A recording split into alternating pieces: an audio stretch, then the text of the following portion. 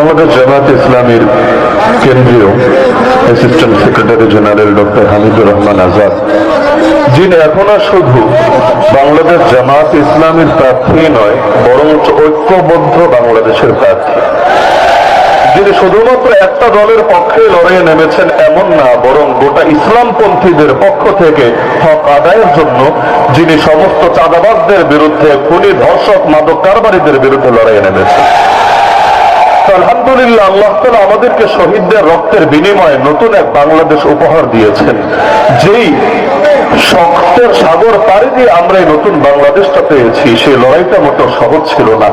আমার নিজেকেও একটা বছর কারাবন্দিত্ব বরণ করতে হয়েছে, এমনকি আমার ঈদের দিন পর্যন্ত রিমান্ডে কেটেছে, এমন ঘটনার সাক্ষী আমাদেরকে নিজেদের হয়ে থাকতে হয়েছে।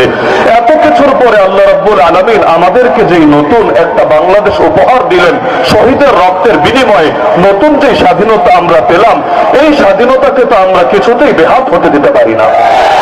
এত রক্তের বিনিময়ে আবু সাঈদ মুক্ত থেকে শুরু করে এত শহীদের রক্ত স্নাত এই নতুন বাংলাদেশকে আমরা কোন চাঁদাবাজদের হাতে তুলে দিতে পারি না।